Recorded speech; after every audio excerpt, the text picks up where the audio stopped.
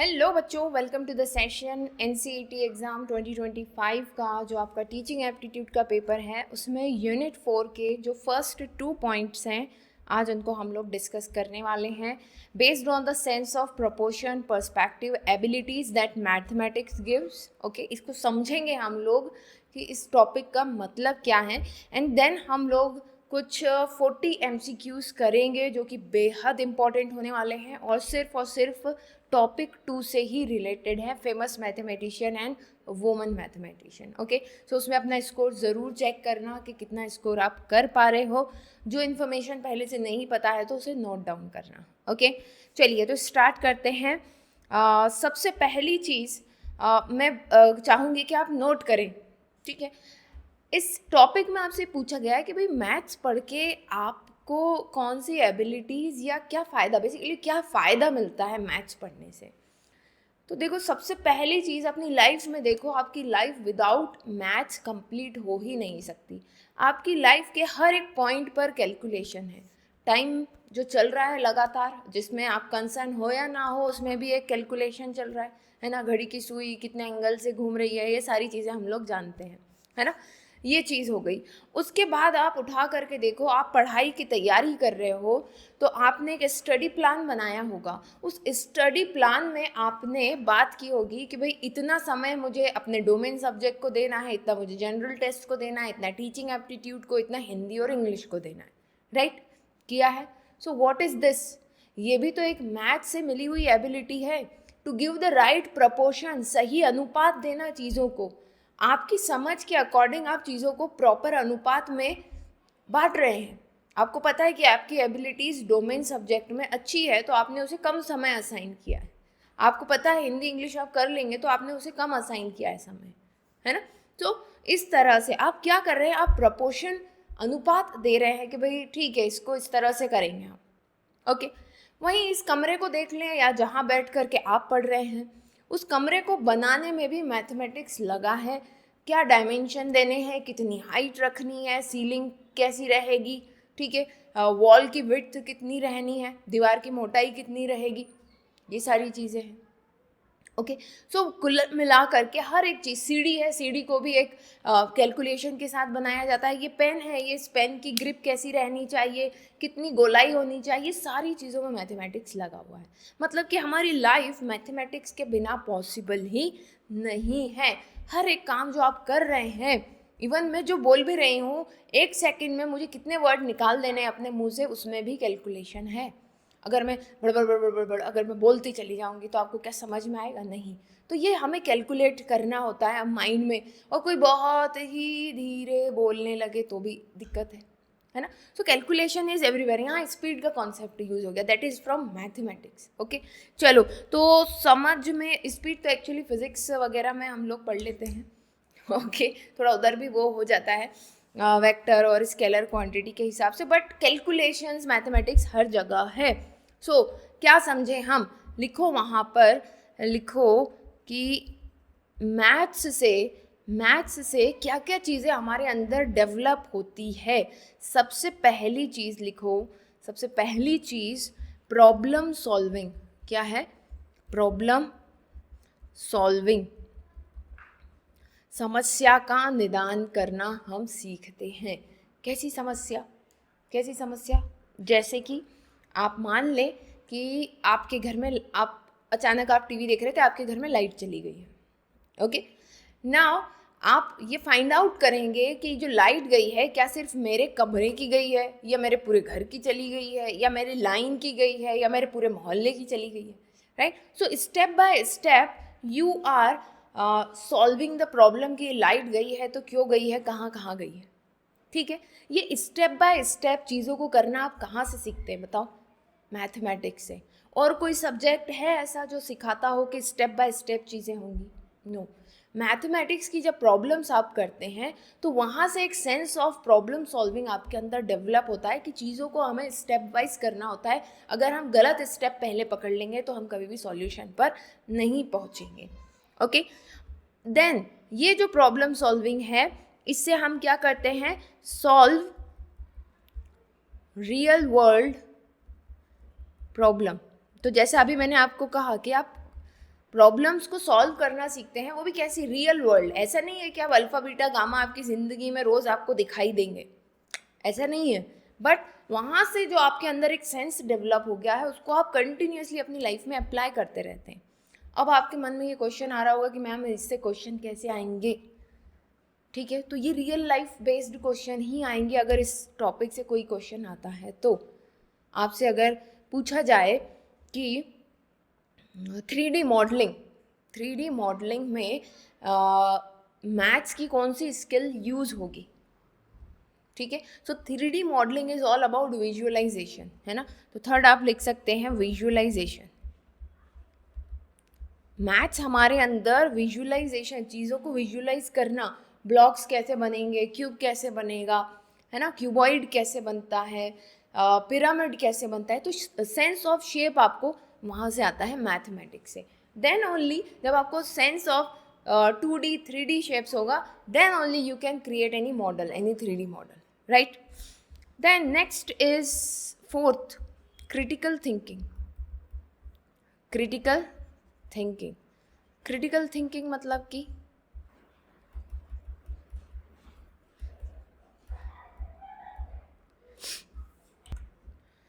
मतलब ये हुआ कि आप किसी भी चीज़ को परख रहे हैं कि अगर ये ऐसा बनाया गया है ऐसे, तो क्यों बनाया गया है ऐसे, इसे दूसरी तरह से क्यों नहीं बनाया गया, ठीक है, मतलब कि उसको लॉजिक लगा करके एनालाइज करना, that is critical thinking. Logical analysis is come under critical thinking, आलोचनात्मक सोच।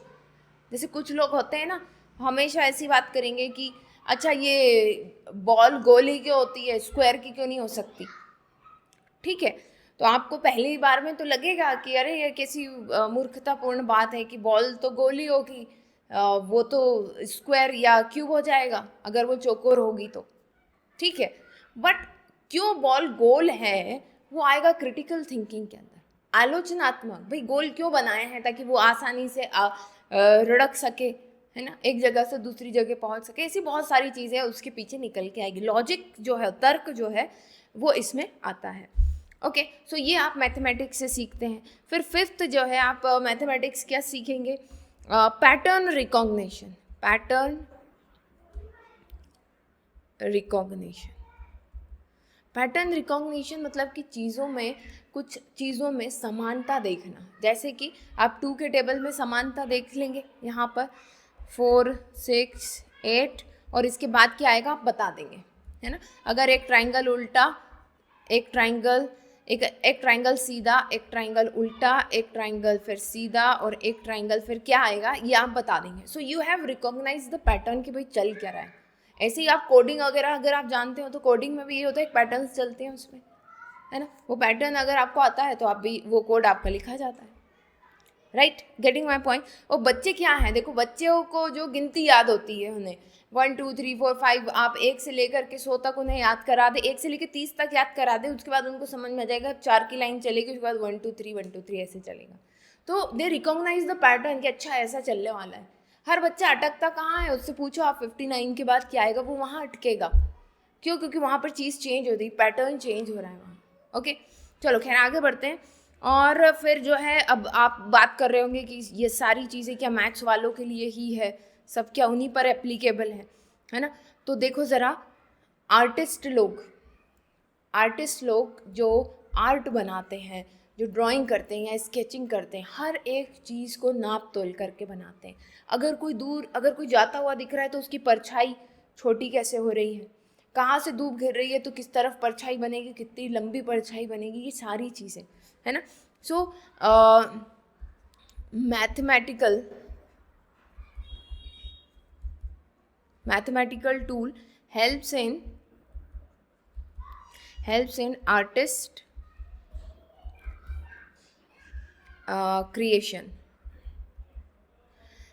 creation and accurate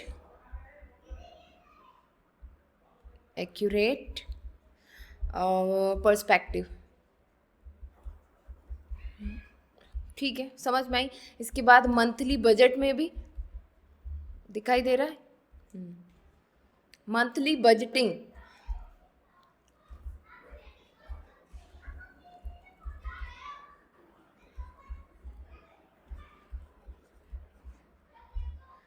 ठीक है, उसमें भी आप इसका यूज़ करते हैं। 3D मॉडलिंग मैंने बता ही दिया। तो अगर आपसे पूछा जाए डिवीज़न का क्या रोल है आपकी लाइफ में, तो equal distribution, division is for equal distribution.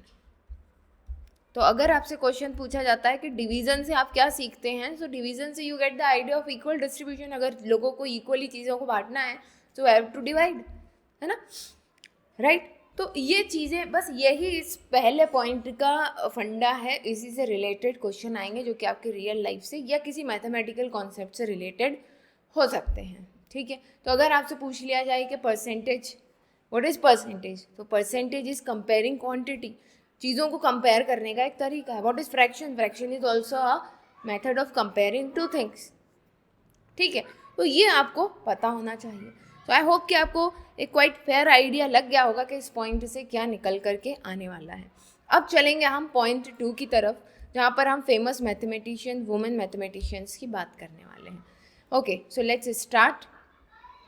Yes, so first question is, who discovered the magic number 1729 known as the Hardy Ramanujan number, ठीक है। अच्छा, इसी हार्डी रामानुजन नंबर को एक नाम और दिया जाता है, दैट इज टैक्सी नंबर। कौन सा?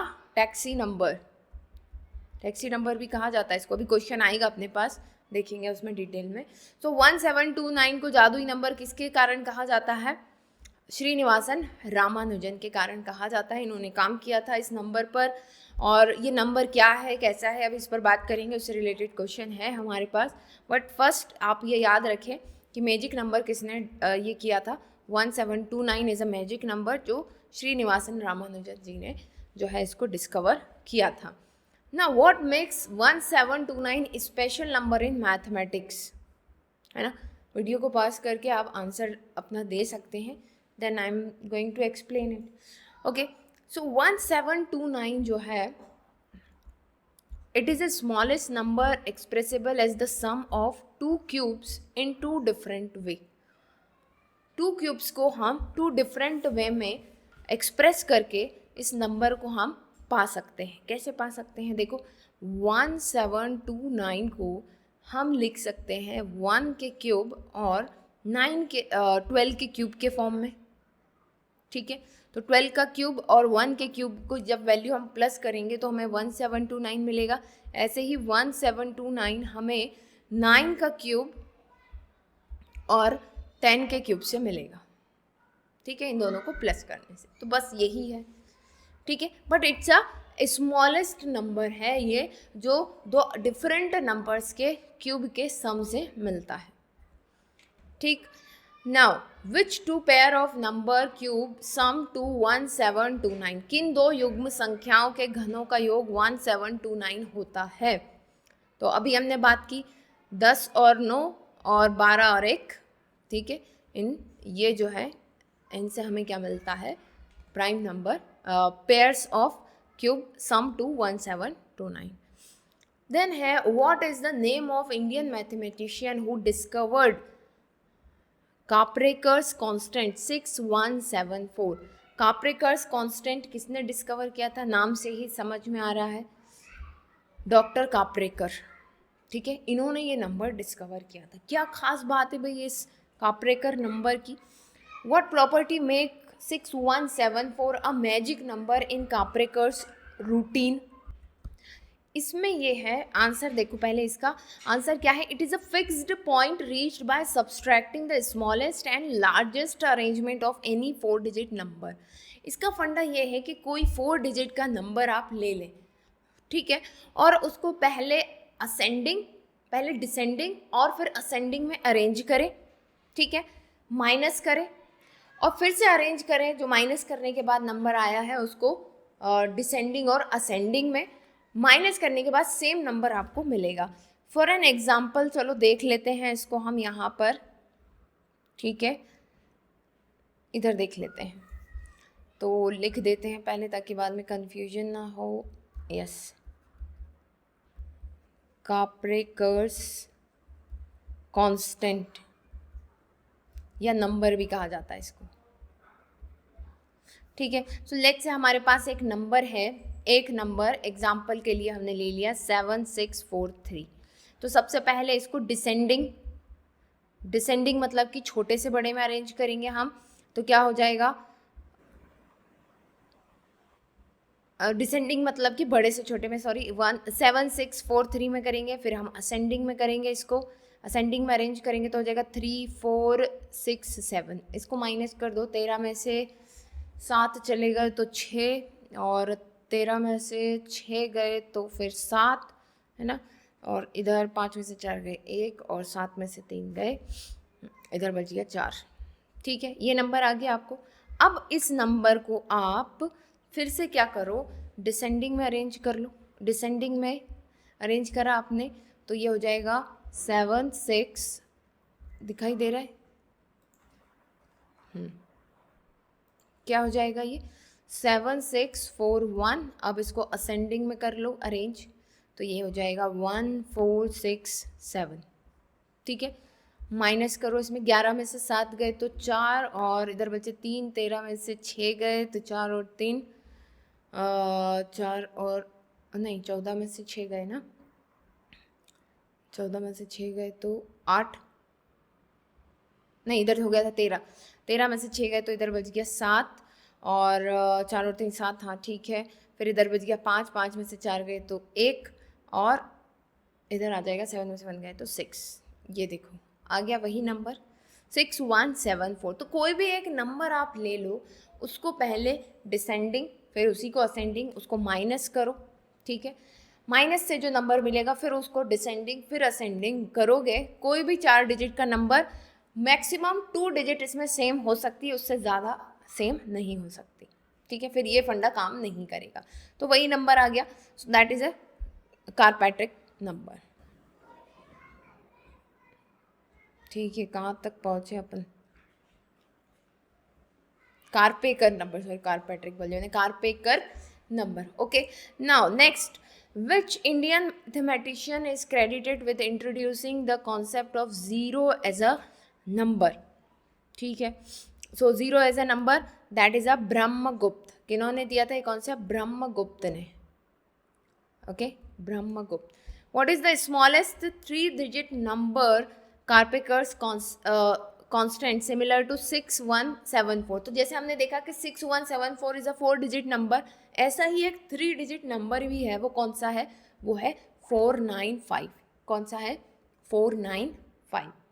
ठीक है, next, which Indian mathematician develop the decimal system use world wide today? तो कौन है जिन्होंने डेसिमल सिस्टम डेवलप किया था, Indian mathematician? So that is Aryabhatta, Aryabhatta. ठीक है, now next is what special number did Ramanujan call a taxi cab number? 1729 को उन्होंने टैक्सी कैब नंबर भी कहा था, मैजिकल टैक्सी कैब नंबर। ठीक है, next, what is the significance of the number 1089 in mathematical trick? 1089 का मैथमेटिकल ट्रिक में क्या यूज़ है? सो इसमें बताया है, it always appear when reversing and subtracting a 3 digit number. ठीक है, तो जब भी आप 3 डिजिट नंबर को रिवर्स करके, ओरिजिनल नंबर को रिवर्स करके सब्सट्रैक्ट करेंगे, so you will get this number 1089।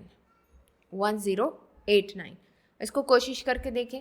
चलो एक एग्जाम्पल लेते हैं इसका, हमने लिया भाई 523। अब इसको रिवर्स कर दे, रिवर्स कर दो इसको, 325 माइनस करें तो क्या आएगा 1, है ना, 13 में से 5 चले जाएंगे, 5 और 3 8, और इधर 11, 11 में से 2 गए तो 9 और 4, और इधर हाँ 198 आ गया। ओके, नाउ 198, अब आप इस 198 में, ये जो 198 आया है, दिखाई दे रहा है, जस्ट अ सेकेंड, इधर मैं साइड में लिखती हूँ। ये जो 198 आया है, ये वाला, ठीक है, 198 को आप रिवर्स कर दो, रिवर्स करके प्लस कर दो, क्या होगा, रिवर्स करके 1198, प्लस करो, 8 and 1 9, 9 9 जा है ना, 9 and 9 8, 18, 1 कैरी, 8 and 1 9 and 1 10, ये देखो 1089 आ गया। समझ में आई बात? तो कोई भी एक नंबर लो, उसको रिवर्स कर दो, माइनस कर दो, फिर उसी नंबर को लिखो, फिर से रिवर्स करके उसको प्लस कर दो, तो आपको 1089 मिलेगा। ओके चलो next, which Indian mathematician is known for his work on infinite series and approximation of pi, so that is a Ramanujan। कौन है? रामानुजन। ठीक है, इन्फिनाइट सीरीज, ये बार बार आएगा नाम, जब भी इनका नाम होगा तो याद रखना है इससे। Now what is the smallest number that is both square and a cube? एक स्मॉलेस्ट नंबर जो किसी नंबर का स्क्वायर भी है क्यूब भी है, so that is 1। Next, which Indian mathematician gave the value of pi correct to 4 digit decimal? 4 digit decimal तक किस इंडियन मैथमेटिशियन ने पाई की करेक्ट वैल्यू दी थी? So that is Aryabhatta. ठीक है, next, what is the Harshad number named by D.R. Kaprekar? ठीक है, तो ये हर्षद नंबर क्या होता है, ये आपसे इन्होंने पूछा है। तो Harshad number, a number divisible by it's digit सम, एक ऐसा नंबर जो उसी नंबर के डिजिट के सम से डिवाइड हो जाए। जैसे कि मैंने कहा 12 का सम क्या है, 1 डिजिट सम क्या है, 1 + 2 दैट इज 3 जो है 12 को कंप्लीटली डिवाइड कर देता है ना, 3 4 = 12, तो 12 इज अ हर्षद नंबर। क्यों? क्योंकि ये अपने डिजिट सम से कंप्लीटली डिवाइड हो जाता है। A number divisible by it's digit some. Okay, now which Indian mathematician is known for the Chandrasekhar limit? अब ये नाम से ही समझ में आ रहा है, ये कुछ एस्ट्रोफिजिक्स से रिलेटेड है, एस्ट्रॉइड के मास वगैरह से रिलेटेड, बट आप नाम याद रखो चंद्रशेखर लिमिट। हालांकि 11th वगैरह में अगर आपके सिलेबस में रहा हो थोड़ा बहुत तो पढ़ाया गया होगा आपको, हमारे टाइम पे तो था, है ना, एक एक्स्ट्रा बुक होती थी, उसमें ये सारी चीज़ें होती थी फिजिक्स की। ठीक है, चलो खैर, तो Subrahmanyan Chandrasekhar that is Indian mathematician known for the Chandrasekhar limit. Next is which Indian mathematician worked on magic square and recurring decimals? Magic square और रिकरिंग डेसिमल पर किसने काम किया है? So that is D.R. Kaprekar. Doctor निकल रहा है बार बार DR देख करके। ठीक है, चलो नाम याद रखना, ये सारी फैक्चुअल चीज़ें हैं, इसको नोट कर लो, है ना। What is the significance of the number 666 in the mathematical history? 666 में क्या खास बात है? So it is the sum of the first 36 natural numbers. Okay, ये पहले 36 नेचुरल नंबर्स का सम होता है 666। Okay, next, who is considered one of the earliest Indian mathematician known for his work? Aryabhatiya. ये आर्यभट्टिया एक्चुअली में ये बुक है उनकी, ठीक है, ये किसकी बुक होगी? ऑब्वियसली बात है आर्यभट्ट की बुक होगी। इसमें जो है इन्होंने संस्कृत में एस्ट्रोनॉमी के बारे में लिखा है, संस्कृत में एस्ट्रोनॉमी के बारे में, याद रहेगा। ठीक है, चलो next is yes, what did Brahmagupta formalize in his work Brahmasphuta Siddhanta? ये बुक है इनकी। पूछ रहे हैं कि ब्रह्मगुप्त ने अपनी बुक मतलब अपने वर्क ब्रह्मसुप्ता सिद्धांता में क्या लिखा है? तो आपको याद रखना है, 0 एज नंबर को इन्होंने फर्स्ट टाइम इसमें इंट्रोड्यूस करा था कि भाई 0 भी एक नंबर होता है। कौन सी बुक में? Brahmasphuta Siddhanta. Okay, next, what was a key contribution of Aryabhata to astronomy? Aryabhata का एस्ट्रोनॉमी में क्या योगदान है? सो he has provided that earth rotate on its axis, earth rotate on its axis. ये योगदान है, इन्होंने ये समझाया है हमें. Okay, now who was Lilavati associated with Bhaskara 2's mathematical work. Lilavati कौन थी जो भास्कर 2 के मैथमेटिकल वर्क से रिलेटेड है. सो लीलावती जो है उनकी डॉटर थी, for whom he wrote a mathematical text. उन्हीं के लिए उन्होंने ये किताब लिखी थी. Okay, now which Indian woman mathematician was known as the human computer for her mental calculation ability. ये सभी को पता है, इस पर तो पिक्चर भी बनी है ना. तो अब ये उधर इम्पॉर्टेंट हो जाएगा अपने पिक्चर वाले वुमेन और पिक्चर्स वाला जो यूनिट है ना, किसने, विद्या बालन ने इस पिक्चर में काम किया है ना, शकुंतला देवी. शकुंतला देवी को ह्यूमन कंप्यूटर के नाम से जाना जाता है. Guinness book of world record में इनका नाम आया 1982 में. क्यों आया? क्योंकि इन्होंने मल्टीप्लाई कर दिया कितने डिजिट के नंबर को, 13 डिजिट. बाप रे, मैं तो सोच भी नहीं सकती. तो प्रोसेसिंग मेमोरी नहीं मेरी तो इतनी. ठीक है, कल पढ़ रहे थे ना हम लोग, प्रोसेसिंग मेमोरी 4-5 डिजिट तक की है. इन्होंने 13 डिजिट तक के नंबर को 28 सेकेंड में मल्टीप्लाई कर दिया. ठीक है, that is why she got this Guinness Book of World Records in 1982.